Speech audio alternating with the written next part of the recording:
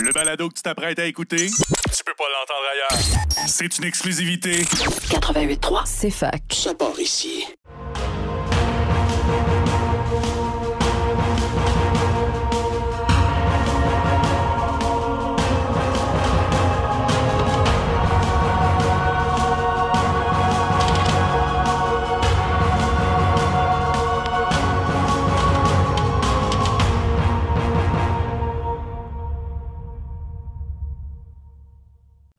Bienvenue à un nouvel épisode du Popcorn de l'Infini. On est toujours à la barre de l'émission, David et moi. Comment ça va, David? Ça va bien. Bien content d'être de retour à l'émission. Ben oui, c'est ça. C'était pas une petite pause. C'était 2 semaines. 2 semaines. Ouais, c'est ça. Qui nous a permis, mon Dieu, de se laisser le temps à notre film de la semaine de bien s'imprégner en nous. J'ai nommé Electra. Le film, pas mal un des plus, je veux pas dire obscurs, là, mais un des films de super-héros duquel on parle le moins, je crois. En tout cas, il est très, très, très oublié, en fait. Ouais. On sait quel popcorn de l'infini, on y donnera pas. Non. Mais c'est ça, c'est un spin-off, le premier spin-off jusqu'à présent qu'on vit. Spin-off de Daredevil, donc Jennifer Garner, qui reprend son rôle d'Electra en 2005, donc 2 ans seulement après Daredevil. Et puis un stand-alone, premier personnage féminin également du MCU, en tout cas, de Marvel, pré-MCU. Premier personnage féminin donc à avoir son film. Je sais pas c'est quel le deuxième après ça. Ça va quand même assez tard. Ça doit être même Captain Marvel. Non, je pense pas. Je pense pas qu'il y en a d'autres parce que Black Widow est sorti après. Honnêtement, je pense pas qu'il y ait d'autres personnages. Ouais, mais Disney se sont repris au niveau des personnages de Marvel féminins après. Mais, ouais. Surtout en série, en fait. Ouais, surtout dans les séries. Ouais, c'est ça. Mais je pense pas qu'il y en a eu d'autres. Faudrait vous revenir là-dessus. Ouais. Mon guess. Quand il y a des équipes, on compte pas ça. Ouais, non, c'est ça. Mais mon guess, ce serait Captain Marvel. Honnêtement, là. Je sais que c'est pas Black Widow. Mais Captain Marvel, c'est arrivé tard, là. 2019, ouais. Fait que t'es en train de me dire qu'entre la sortie d'Electra puis Captain Marvel, il n'y a pas eu de personne. Je pense pas. Mais là, c'est ça. On spécule, on fait de la spéculation. On vous en reviendra après la pause. DC ont été plus woke. Ils l'ont sorti en 2017, Wonder Woman. Mais c'est ça. On va revenir. Ouais, c'est ça. On va revenir donc à Electra, un film de Rob Bowman, le réalisateur qui est un semi-habitué du cinéma d'action, si on veut. Il avait fait le film Reign of Fire avec Christian Bale. Là, c'est un film avec un dragon là, médiéval, ça fait de même. C'est son film, si je ne m'abuse, c'est le film qu'il a fait juste avant Electra. Mais il est surtout aussi connu pour avoir réalisé beaucoup d'épisodes. Et le film également, ou en tout cas, je sais pas si... Ouais, la série et le film des X-Files. Bon, donc, série télé... c'est un phénomène quand même à l'époque. Un phénomène, quelque chose, une expérience. Puis, donc, c'est ça. Mais, malheureusement, son talent n'a peut-être pas passé à juste titre dans Electra. On va essayer de comprendre un peu pourquoi le film est oublié, pourquoi le film est... en tout cas, je pense pas que tu l'aies beaucoup aimé de ton bord. Écoute, non. Ça, c'est mon verdict. Non, j'ai pas eu de... Je pense que c'est le pire, à date. Jusqu'à date, oui. Howard the Duck avait au moins le mérite d'être divertissant. Là, là Electra, il était... Si je peux le résumer, honnêtement, en tout cas, moi, mes impressions, c'est qu'il est plate. C'est vraiment plate. Il y avait des bons moments. Je trouve qu'il y avait certains moments qui étaient corrects. C'est ça que je veux dire par bon moment. OK, je vais... Au-delà de dire qu'il est plate, je veux dire qu'il était flat. Moi, j'aurais une meilleure... Je pense que je le résumerais d'une façon pour te dire c'était pas mauvais, c'était juste pas bon. Ouais. Non, c'est ça parce que, tu sais, mettons, Howard the Duck, bon, OK, c'est un So Bad It's Good parce qu'il manque beaucoup d'éléments, mettons. Mais tu sais, Electra, honnêtement, c'est un film qui se peut. C'est un film qui, techniquement, quand je dis techniquement, là, je parle des aspects techniques. Tu sais, ça va. T'sais, tout est correct, mais vu que tout est correct, il n'y a rien qui... Tu sais, j'ai aucune scène en tête. Non, je l'ai écouté avant hier Et même, j'ai des blancs de mémoire sur le film. Ouais. En tout cas, c'est ça. Pour revenir vite fait sur les films, l'idée par un personnage féminin. Est-ce que j'avais raison? Oui. Yes! Donc, dans l'ordre des films, on parle pas de séries, là, on parle vraiment de films, parce que, je sais pas, il y a eu Captain Carter qui aurait pu... Ouais, Agent Carter. Pas Captain Carter. Agent Carter, je parlais des What If. Là. Ouais. Agent Carter qui aurait fait ça. Mais sinon, on a Elektra en 2005, puis après ça, on a Captain Marvel en 2019, ensuite Black Widow, puis ensuite The Marvels. Ouais. C'est ce qui résume les films l'idée par les femmes. C'est ça. Puis est-ce que c'est à cause du... ça n'a pas été un si mauvais succès commercial, Elektra. Je pense que ça n'a aucun rapport avec le fait que je pense que... ça n'a aucun rapport, mais c'est qu'il y a quand même des analyses plus fines que celles que je vais faire ici. Mais il y a quand même en tout cas, les studios ont peur de donner des leads aux femmes, surtout à cette époque-là, parce qu'ils ne sont pas considérés, je veux dire, bankable, c'est-à-dire des valeurs sûres au box-office. Puis dans les films de super-héros, surtout, il y a un travail à faire. Ben oui. Même des femmes super-héros, il n'y en a pas une tonne en dehors des équipes. Oui, dans des équipes, il y en a, mais souvent, dans les équipes, comme le premier film des Avengers qui sont sortis, ceux qui avaient leur film solo, c'était les personnages masculins. Ah oui. Black Widow, ça a appris que l'arc narratif de... Il a fallu qu'elle soit morte avant qu'il fasse un film. C'est ça. Puis il a fallu que la troisième phase soit... Je sais pas s'il rentre dans la troisième phase, là, vu qu'il est comme un prequel. Mais en tout cas, il a fallu que Endgame soit fini avant qu'il y ait un film. Puis Captain Marvel arrive juste avant Endgame aussi. Là. Fait que, on peut débattre aussi du succès entre guillemets de Captain Marvel puis de The Marvels. Mais puis même les séries télé se font souvent beaucoup bâcher aussi. She-Hulk, Mrs. Marvel. Miss Marvel. Miss Marvel. Moi, personnellement, j'ai apprécié Miss Marvel, mais je suis aussi... J'ai aimé She-Hulk, moi aussi, mais tu sais, il y a eu un gros backlash quand même en ligne. Pour She-Hulk, je peux comprendre parce que c'est quand même une proposition un peu plus champ gauche, mettons. Là. Mais c'est ça, tu sais, il n'y a pas... c'est ça, je pense que... Je comprends pas trop le hate que ces films-là ont ou ces séries-là ont, mais en tout cas... Il y a un peu la même réalité dans les comics. Là. Ah ouais? Il y a eu un certain travail qui s'est fait pour comme diversifier la présence féminine dans le domaine des super-héros dans les comics, mais il y a un peu... si on parle, on regarde des comics des années 60, ben c'est sûr que... non, c'est sûr.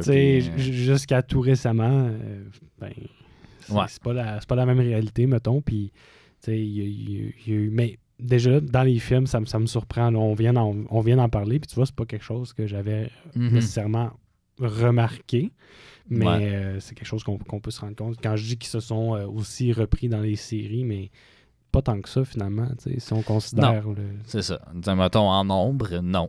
Pas encore. Puis, même dans les opportunités futures, il n'y a pas beaucoup de films annoncés pour l'instant ou de séries annoncées où des femmes vont être de l'avant. Il y avait peut-être une occasion avec Ironheart qui n'est jamais sorti. Là. Ouais. Rest in power. Ouais, c'est ça. Mais bon, on va revenir à Elektra. Donc, si on essaie de résumer brièvement le film, parce qu'on s'en souvient, en tout cas, si vous avez vu Daredevil, nous, on s'en souvient parce qu'on l'a vu ça fait pas longtemps, mais donc, le personnage d'Elektra meurt dans le film. Et donc, le film débute alors que le personnage d'Elektra est ressuscité. Ressuscité par un groupe. C'est-tu The Hand? Je sais pas. C'est pas le... c'est pas la Hand? Dans les... C'est qui le... En tout cas, même dans les comics, c'est compliqué, je m'en rappelle plus, mais c'est un des deux groupes, là. Soit The Hand ou l'ennemi, ou en tout cas, les gentils qui sont un peu l'équivalent. Mais c'est pas trop clair dans le film. On dirait c'est peut-être moi qui n'étais pas attentif parce que j'ai l'impression qu'il ressuscite puis qu'après, elle va comme se faire former c'est ça, mais c'est parce qu'on dirait qu'il passe 5 minutes sur sa résurrection alors que, tu sais, techniquement, ça englobe plusieurs comics. Là. C'est la seule chose d'ailleurs qui est basée sur un comic dans le film. C'est la résurrection d'Electra. C'est juste que dans les comics, ça se passe au côté de Daredevil. On s'en reparlera un petit peu après la pause. Mais elle se fait ressusciter puis elle se fait former ensuite. Là, j'ai vu comme un personnage basé sur les comics dans ce film-là. Qui était le personnage de Stick. Stick. Joué par Terrence Stamp, qui était quand même relativement connu du milieu des super-héros parce qu'il avait joué Zod dans les Superman 1 et 2.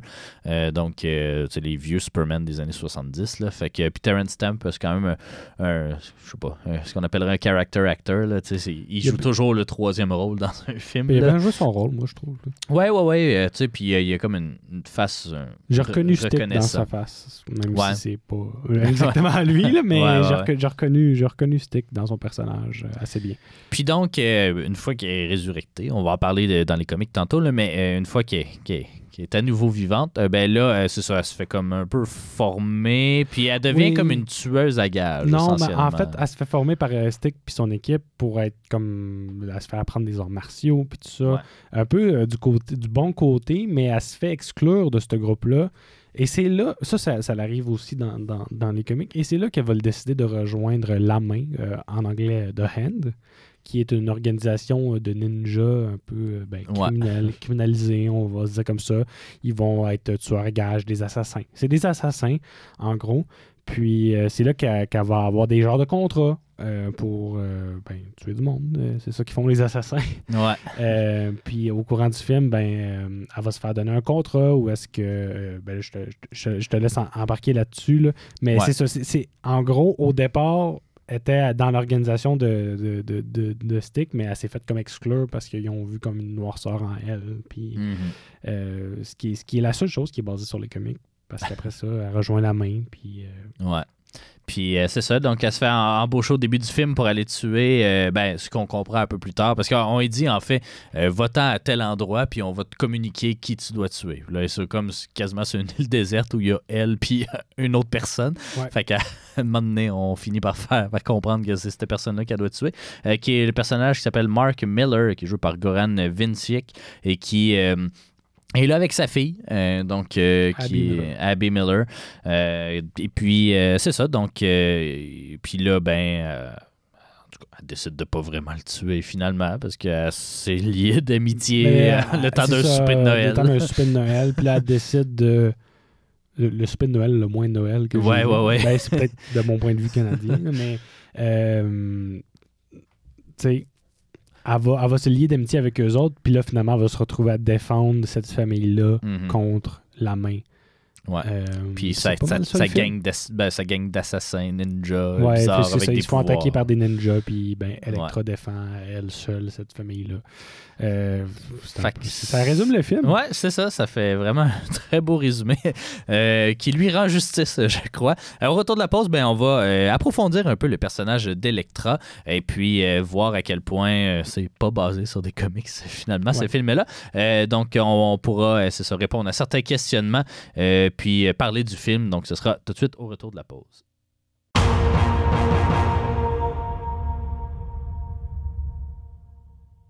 Vous êtes de retour au Popcorn de l'Infini. Cette semaine, on parle d'Electra. David, Electra, c'est... là, je ne volerai pas tes punchs, là, mais j'avais lu en quelque part un fait intéressant. On va voir si tu vas le mentionner. Mais Electra, ça part d'où, là, ce personnage-là? Dans les comics, ça part de Daredevil. Comme qu'on a pu voir dans le film, ça, c'est assez accurate.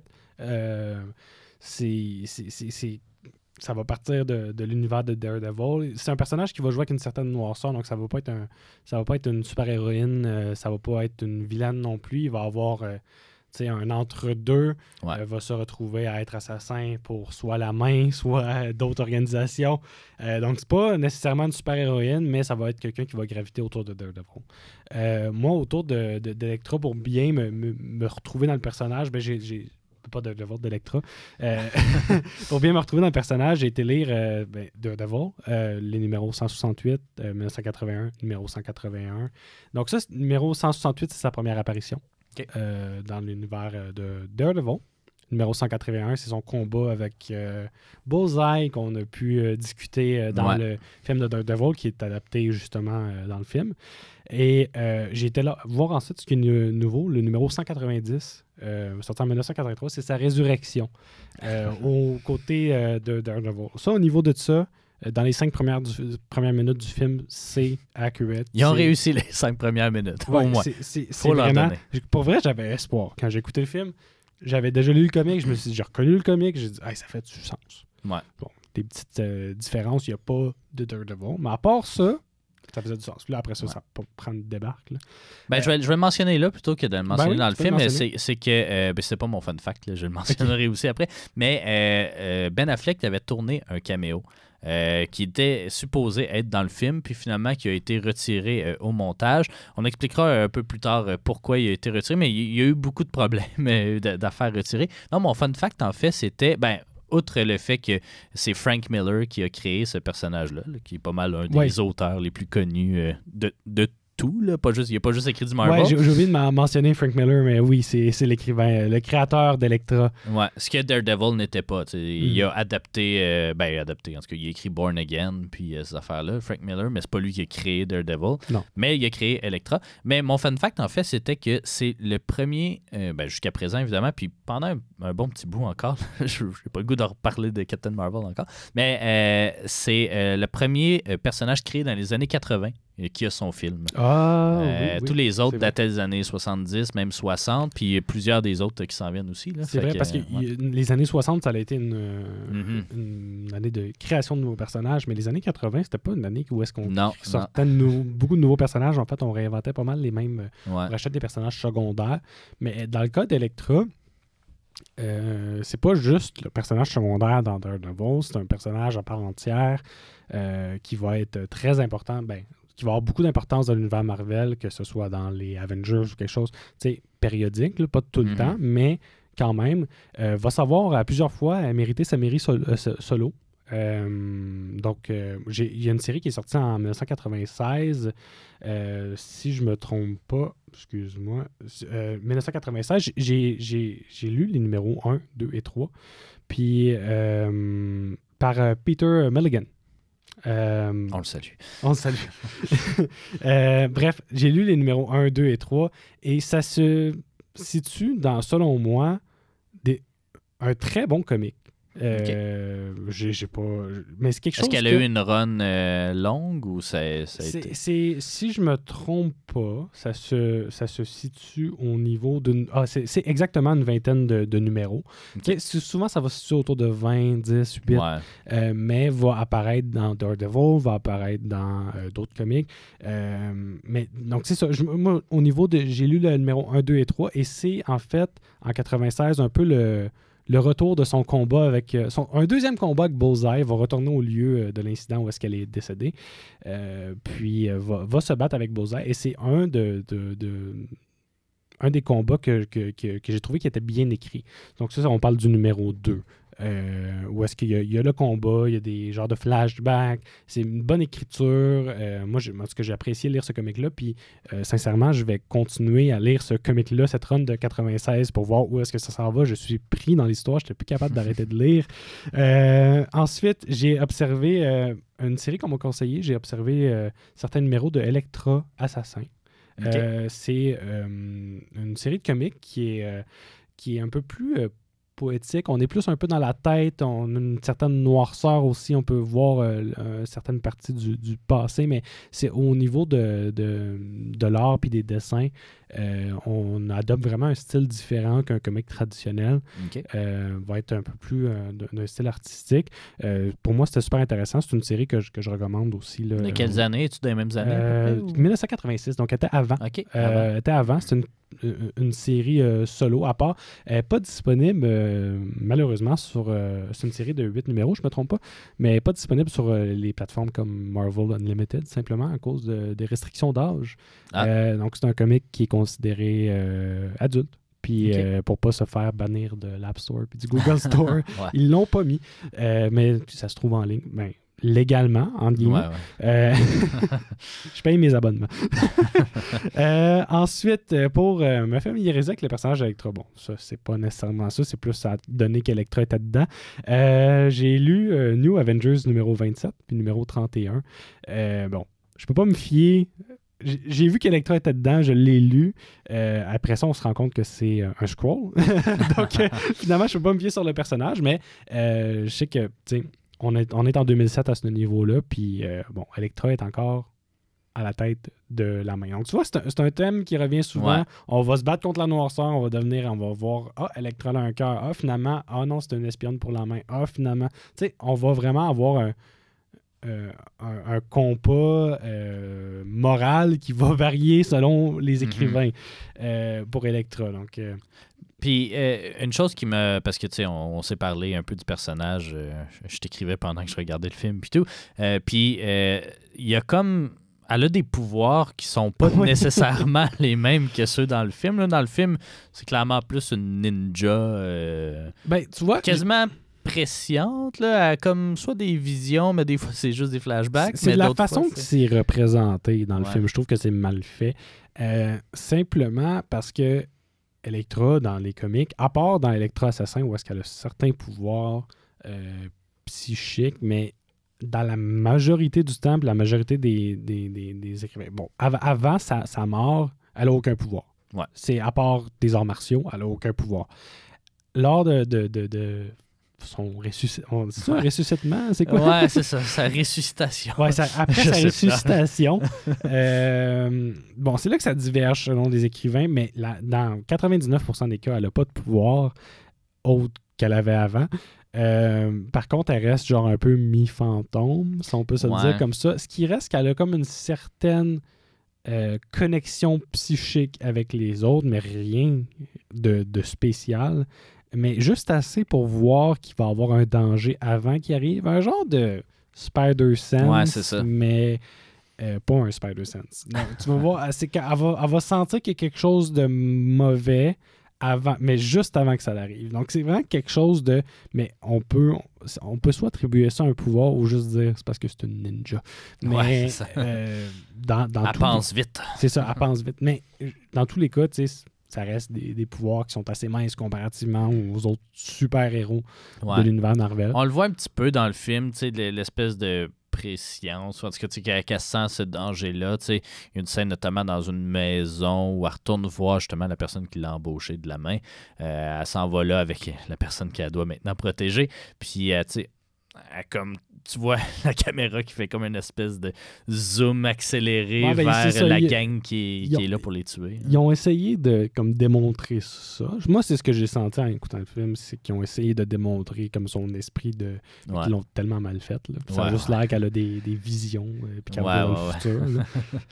Mais fait que mais c'est ça, elle n'a pas beaucoup de pouvoir, puis ça l'empêche pas d'être soit une alliée puissante ou une ennemie redoutable dans l'univers Marvel.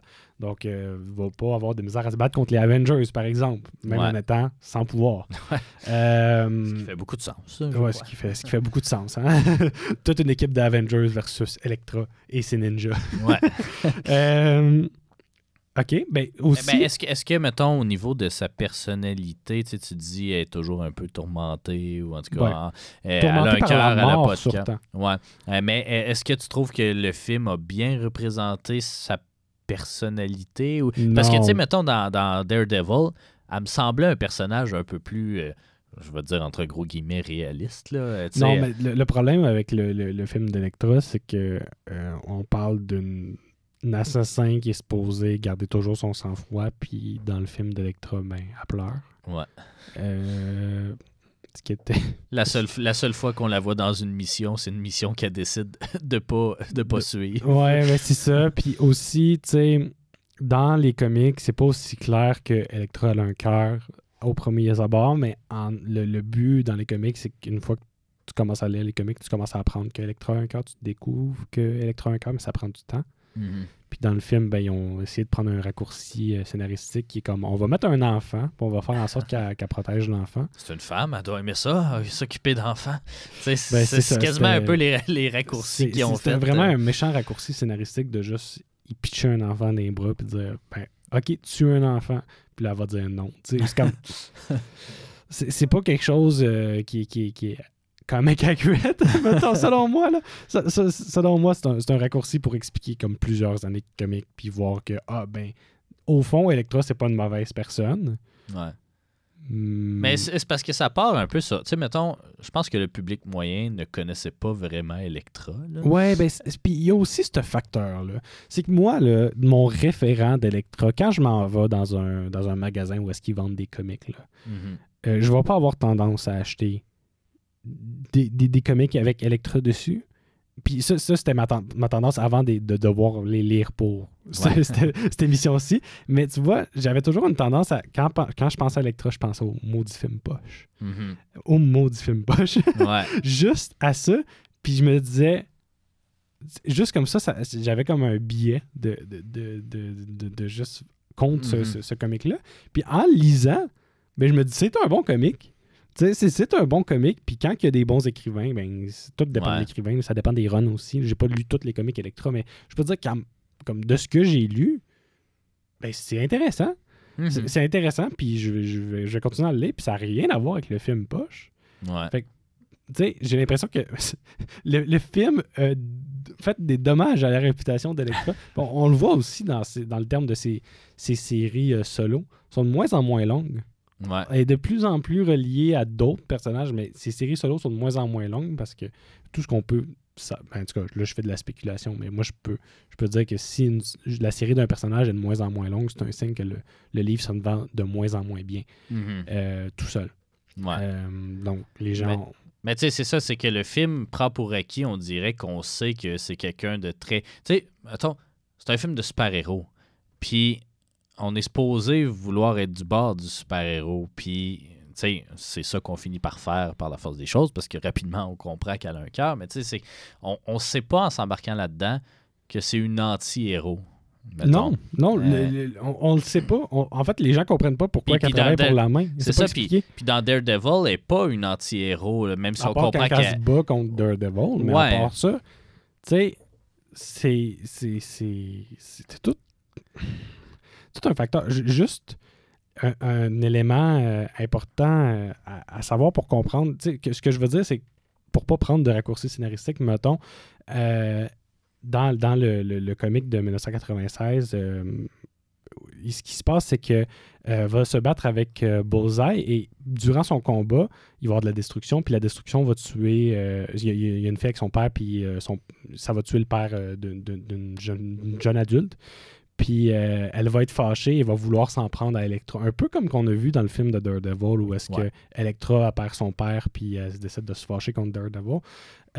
Fait que, tu sais, avoir lu ça dans le comic, j'ai fait comme, OK, mais ça, c'est une façon... Puis là, elle essaie tellement que la fille qui vient de perdre son père prenne pas le même chemin qu'elle. Fait qu'elle essaie de lui parler pour ça marche pas. Elle fait juste finir par se faire chasser ailleurs, mais elle essaie quand même de dire, genre, je sais ce que tu ressens. Puis juste ça, ça peut démontrer un peu la personnalité d'Elektra, puis de voir comme que c'est un personnage qui évolue. Bon, qui revient à un certain statu quo éventuellement, mais qui évolue au fil des années. Puis c'est dur aussi. Quand tu vois Elektra, t'es pas supposé te dire super-héros. Super-héroïne. T'es pas supposé te dire ça. T'es supposé te dire, OK, es-tu de mon bord ou est pas de mon bord? Parce que dépendant de quel bord qu'elle est, ça peut changer la dynamique du personnage. Pour finir sur les comics que j'ai explorés, ben, j'ai lu... dans les comics vraiment plus récents, on parle après post-2020, j'ai lu l'événement Gang War de Spider-Man, puis juste fait notable, Elektra assumait le rôle de Daredevil dans ce comic-là. En fait, ce qui se passe dans cette lignée-là, dans les comics, c'est que Matt Murdock se fait arrêter. Il se ramasse en prison. Fait que, fait intéressant, Elektra décide de jouer le rôle de super-héroïne. Donc, c'est pour ça que je voulais en parler, parce que est capable de jouer les deux rôles. Elle est capable de jouer les rôles de vilaine, est capable de jouer les rôles de... Même capable de jouer à l'aveugle. Ouais. Ouais, ben il y a aussi des je pense qu'il y a aussi une scène comme ça un peu dans les comics où est-ce que c'est comme je pensais que t'étais aveugle, tu sais. Mais finalement, elle l'est pas. Ouais. C'est un peu ça qui résume le tour que j'ai à faire des comics.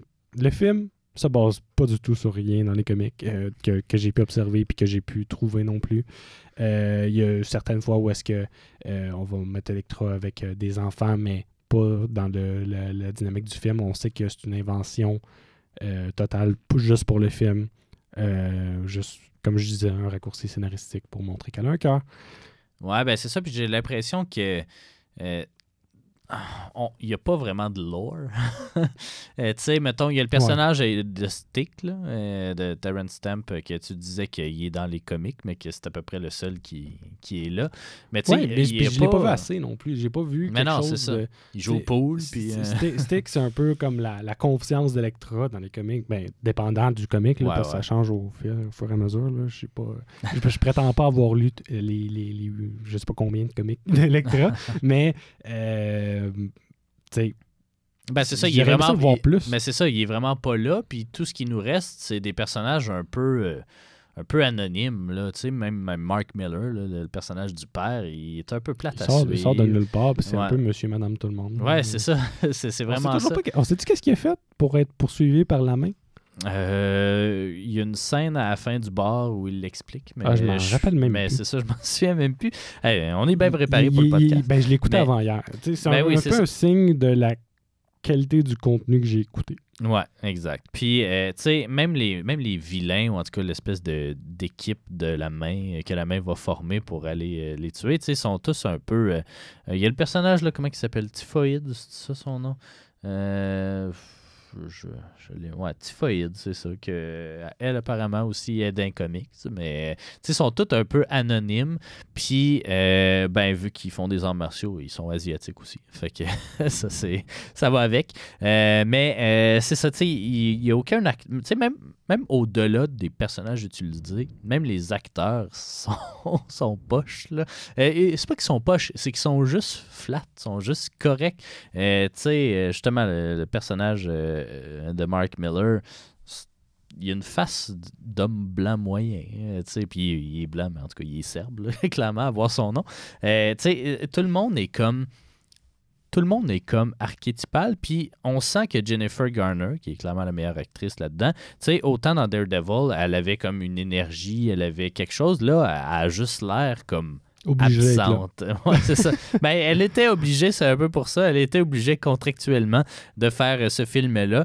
Je trouve qu'elle avait un peu des airs de moi qui veut... Qui regarde Elektra. Non, mais moi qui regarde Elektra, qui veut pas nécessairement être là. T'sais, ouais, ben c'est ça. Elle a la même attitude que le monde devait avoir dans le cinéma quand c'est sorti. Ouais. Puis, tu sais, c'est... le film est pourtant a été coécrit par le réalisateur de Daredevil aussi. Là. Donc, on sent, tu sais, autant on dirait qu'on veut garder une continuité, autant on fait aucunement allusion au film de Daredevil d'avant. Puis même pendant la promo du film, là, je lisais que dans les trailers, en tout cas dans les objets promotionnels, on essayait surtout de se rapprocher des X-Men. Parce que c'était une franchise plus à succès. Là, le X-Men 2 ça faisait même pas un an qu'il était sorti. Puis c'est juste dans les derniers instants, avant que le film sorte, qu'on a commencé à faire un peu de promo sur les rapprochements entre Daredevil puis Elektra. Mais tu peux pas faire un spin-off d'un film. Tu sais, un film qui, oui, n'a pas été si bien reçu par la critique et tout, mais qui n'a pas été un flop non plus, Daredevil. Mais je sais qu'est-ce qui manquait pour avoir un succès du même genre, du même niveau. Pas un succès énorme, mais il manquait 2-3 tonnes d'Evanescence. Ouais, c'est ça. En 2005, je sais plus qu'est-ce qui pognait encore. Là. Ça devait être Linkin Park ou je sais pas quoi. Mais tu sais, c'est ça. Il manquait ça, mais tu sais, ultimement, c'est que on ne sent pas que ce film-là est dans le même univers que Daredevil. D'autant plus qu'on a voulu comme sortir l'action carrément de New York pour aller à l'extérieur. Mauvaise idée, selon moi. Ben, c'est ça, tu sais, la moitié du film se passe dans le bois, là, dans un chalet. Sur une île, je sais pas. Ouais, c'est ça. Dire, j'avais une vibe... une vibe d'une île... genre de Seattle. Ouais, c'est ça, Seattle. Moi, j'avais genre le Michigan ou tu sais, de quoi de même. Tu sais, quelque part d'une place plate aux États-Unis, mettons. Puis, c'est ça, tu sais, il n'y a pas vraiment, même si elle est morte là, dans Daredevil, mais c'est ça, il n'y a tellement pas de lien que, tu sais, ultimement, c'est juste une autre aventure, mais c'est une aventure qui ressemble même pas à une aventure de super-héros. Tu sais, c'est surtout ça.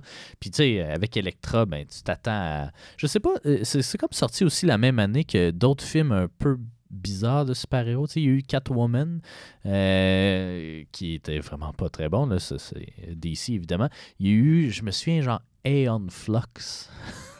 C'était avec Charlize Theron, un espèce de film ninja à la Kill Bill cheap, là, je sais pas trop. Tu sais, on dirait qu'il y avait comme une tendance de films menés par des femmes, mais comme de films d'action un peu génériques. Puis là, j'ai pas vu Aeon Flux, là, fait que... ça se peut que ce soit bon, mais on s'en souvient pas beaucoup. Mais c'est ça, donc... Puis tu sais, visuellement aussi, le film, il est plate à regarder. Il fait tellement noir dans ce film-là. Puis là, je sais pas si c'est la version piratée que j'avais, parce qu'il est dur à trouver aussi, étonnamment. Moi, je l'ai loué, mais... Ah ouais, tu l'as loué. Je l'ai loué, mais... J'ose pas faire ça. trouver. Ouais, c'est ça. Il était quand même assez dur à trouver. Mais je me sens un peu mal que mon argent allait été envers ce film-là. Puis, tu sais, c'est ça. Il se passe pas dans beaucoup de lieux. Les scènes d'action sont ultra génériques. Tu sais, tout. Honnêtement, là, si je savais pas que c'était un film de 2005, je pense que ça aurait été j'aurais pu croire que c'était un film de AI. Juste à quel point tout est comme générique, puis on dirait que personne n'a pensé à quelque chose dans ce film-là. Puis tu sais, c'est ça le pire, c'est que ça en fait pas ça en fait un mauvais film à mes yeux, mais c'est pas un mauvais film. Tu sais, c'est un film qui fait tout ce qu'il faut pour que ça sorte en salle. Mais que... En tout cas, c'est ça. Il est sorti. Puis les gens sont quand même un peu allés le voir. Tu sais, sur un budget qui, ma foi, le budget varie selon les sources. Un budget qui serait entre 43 et 65 millions. C'est quand même un gros gap.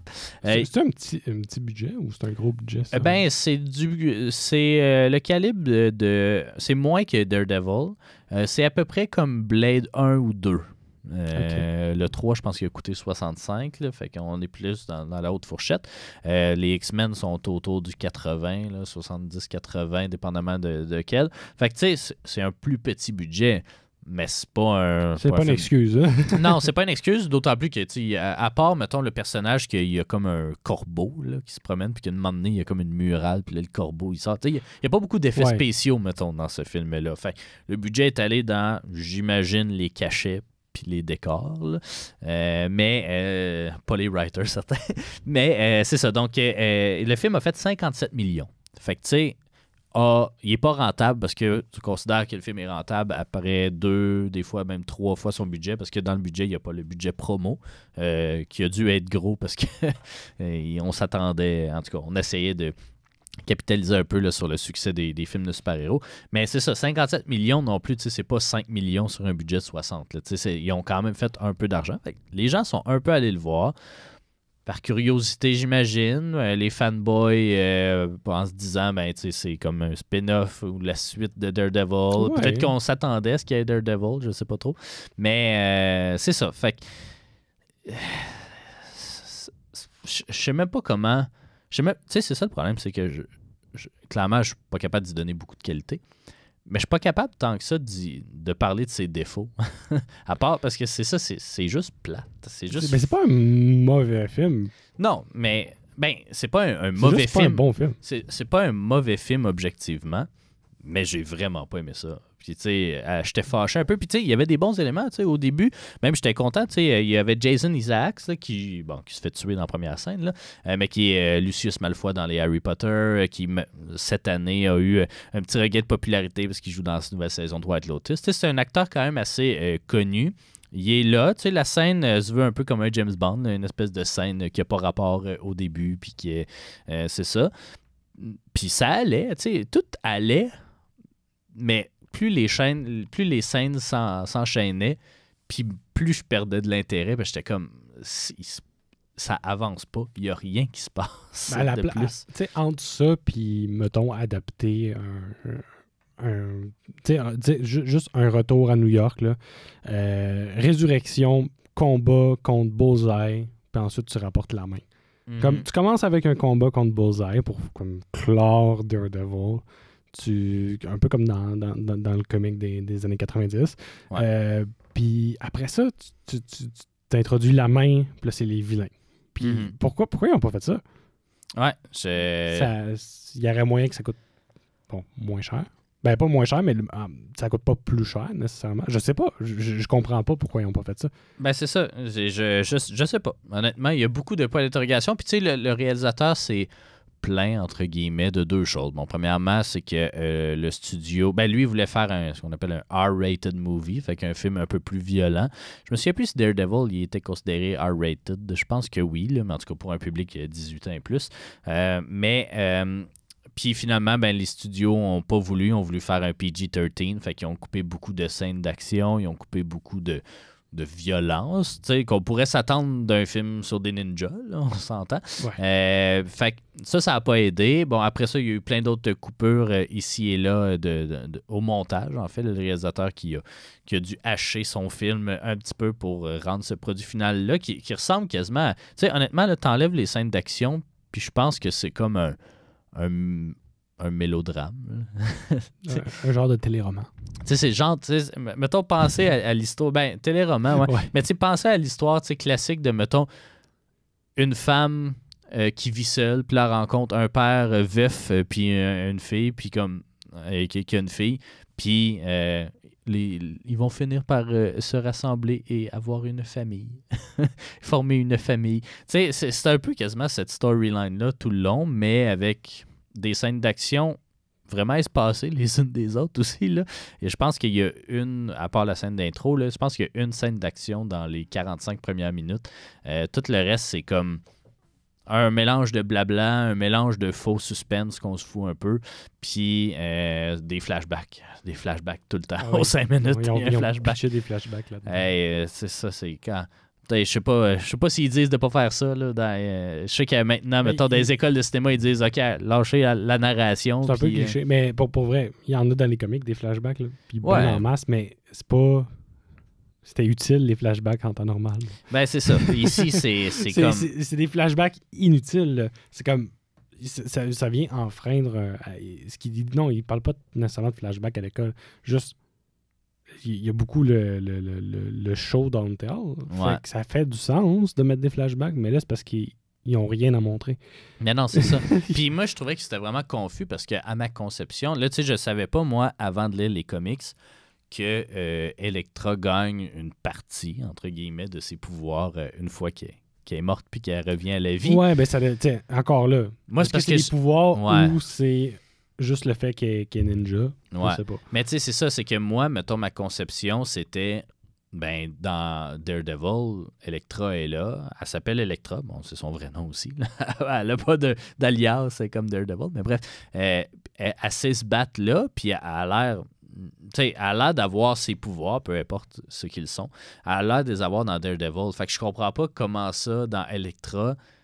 Elle les a pas encore, puis elle s'en va se faire former après auprès de Stick. Ouais. Ben, après avoir été... En fait, Stick, c'est plutôt... du moins de ce que j'ai compris, parce que j'ai pas lu énormément... Les comics que j'ai lus, oui, il y avait mention de Stick, mais il n'y avait pas nécessairement une emphase sur Stick. Mais de ce que j'ai compris, c'est comme un mentor, un sensei. C'est ça. C'est plus ça qui va s'assurer qu'elle prenne la bonne direction aussi dans ses dilemmes moraux, sa noirceur interne, tout ça. Lui, il va plus servir à ça, mais tu sais, il n'est pas là dans le premier film. Il n'est pas là dans Daredevil. Non, ben non, c'est ça. On n'en parle pas. Mais ça ne veut pas dire nécessairement qu'il n'existe pas, mais c'est le fait qu'elle s'en aille le voir après. Elle n'a pas tout appris de Stick dans les comics non plus, du moins je pense pas, mais... Mais c'était brouillon de la façon de... Mettons, si tu te fais un spin-off, c'était comme un mélange d'un origin story qui arrive après essentiellement tes pouvoirs. Et puis après ça, d'une histoire un peu banale avec des gens qu'on ne se souvient même pas des noms. Là. Fait qu'en tout cas, c'est ça. On le vend pas très bien, puis c'est parce que c'est pas très bon. Puis honnêtement, moi, je le dis, quand on va clore le chapitre pré-MCU, on fera un top de nos films, là, mais moi, c'est le pire jusqu'à présent. Je n'ai pas de misère à le dire, même si je pense que j'y donnerais la même note qu'Howard the Duck, mais c'est que c'est pas pour les mêmes raisons. Je sais pas s'il va y avoir plus de popcorn. Ben, c'est pas un classement, les popcorn, mais je sais pas quel film va avoir le moins de popcorn. Ben, on va le savoir tout de suite au retour de la pause. Les popcorn qu'on octroie à Electra. Restez des notes, on revient dans quelques instants.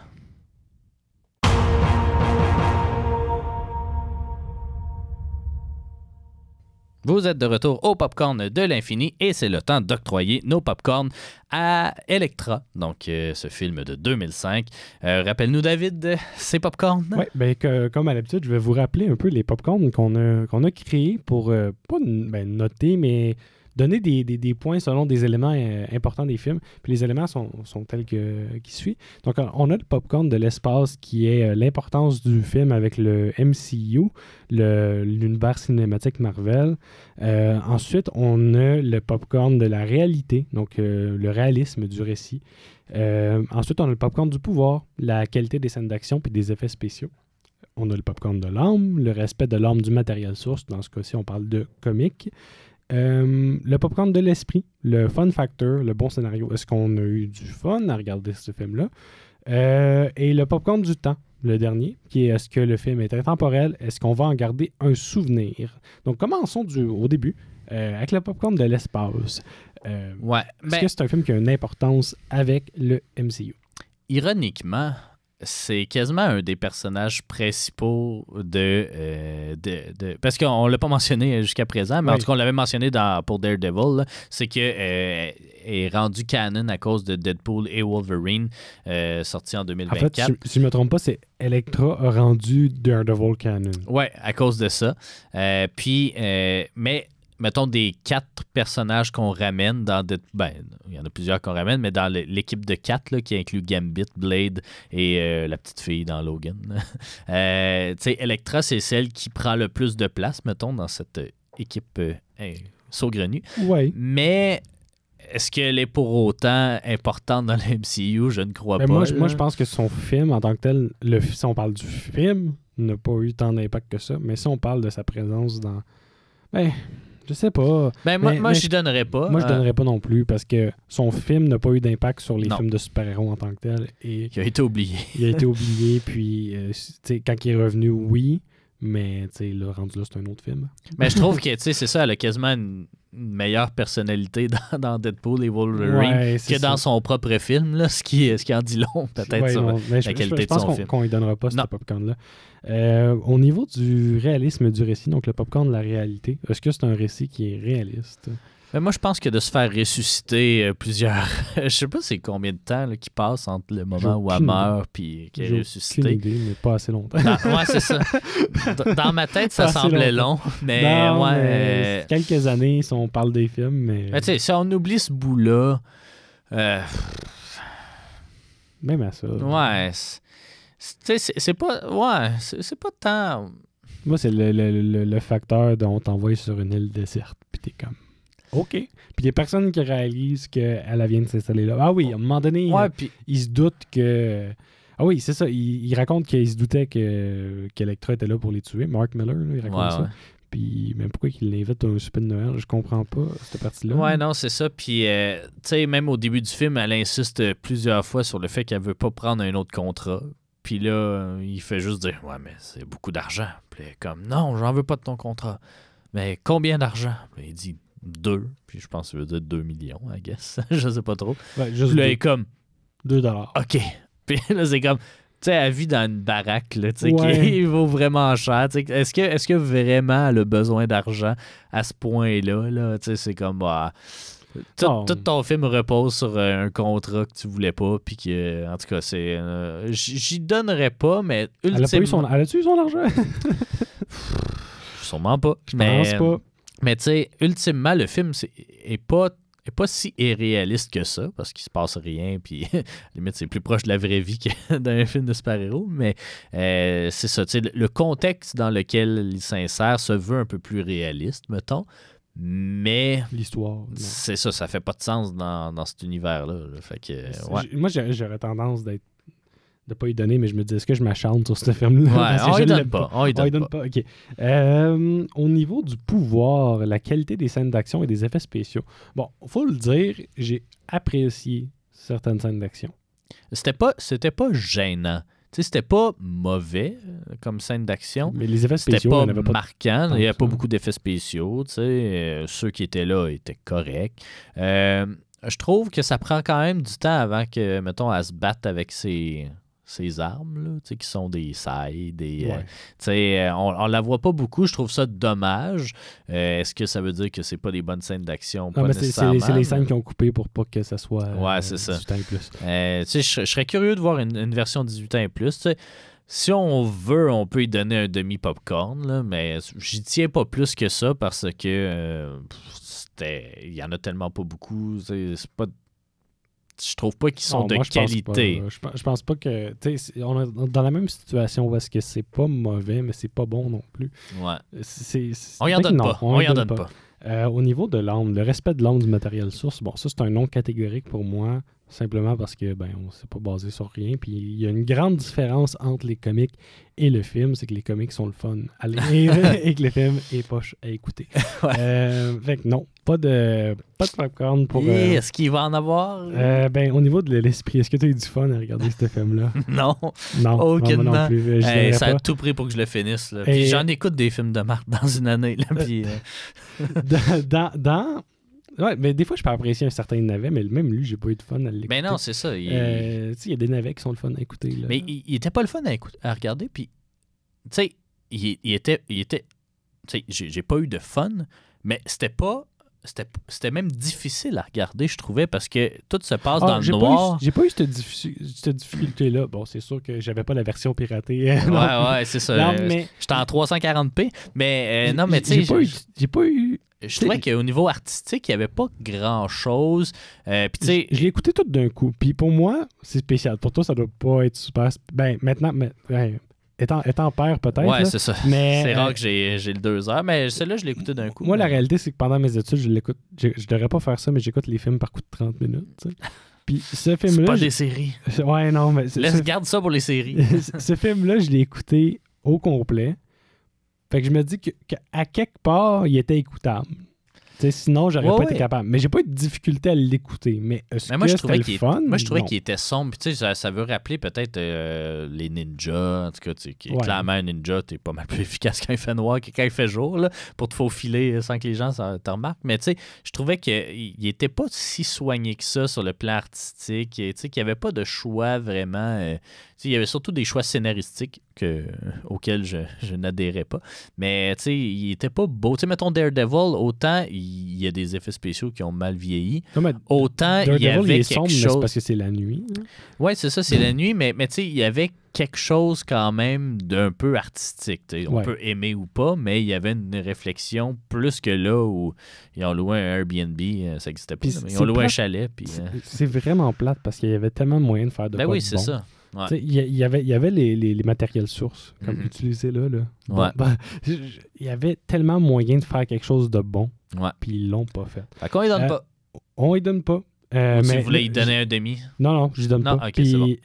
On va avoir un événement assez spécial cette fois-ci, parce que c'est le premier film qui va avoir aucun popcorn de l'infini. Du moins. Exact. À moins que tu veuilles lui donner le popcorn du temps. Je l'ai répété plusieurs fois. Est-ce que c'est intemporel ou est-ce que tu vas en garder un souvenir? Moi, déjà, j'ai de la misère à m'en souvenir. Je l'ai écouté il y a 2 jours. Fait que non. Fait que c'est le premier film qui n'aura pas de popcorn. Yes! On l'a fait. Est-ce que ce sera le dernier? Je sais pas. Je sais pas, mais c'est un navet assuré. Il n'y a aucune caractéristique d'un bon film Marvel dans ce film-là. Exactement. Puis, tu sais, c'est dommage pour Jennifer Garner parce que dans les autres films où elle apparaît en tant qu'Electra, elle est quand même pas mauvaise. Mais là, elle est vraiment absente de ce film-là. Elle était morte, mais en dedans cette fois. Ben, elle avait la même attitude que moi qui écoutais le film. Ben oui, c'est ça. Fait que c'est dommage parce que je pense que d'autres films qui auraient pu se mériter zéro popcorn, on n'en parlera pas, ou en tout cas pas tout de suite parce qu'ils sont pas canon, c'est-à-dire les Ghost Rider, les Punisher, et peut-être le Hulk, je pense qu'on y aurait donné des popcorn, mais en tout cas c'est ça. Puis peut-être le Fantastic Four de 2015. Ghost Rider, c'est quand même un de mes...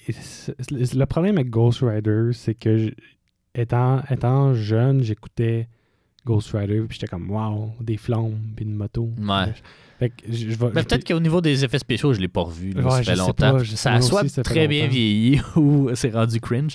Mais en tout cas, pour l'instant, il n'est pas canon. Est-ce qu'il va l'être éventuellement? Prévu, mais c'est prévu depuis 2018. Puis il nous reste 2 films en théorie avant Ghost Rider. En tout cas, la vraie timeline de Ghost Rider. Fait qu'on verra s'il est rendu canon d'ici les 3-4 prochaines semaines. C'est pas Thunderbolts qui va... Non, c'est ça. Fait que, je sais pas. En tout cas, ça s'en vient. Mais voilà, on s'excuse pour Elektra. Hein?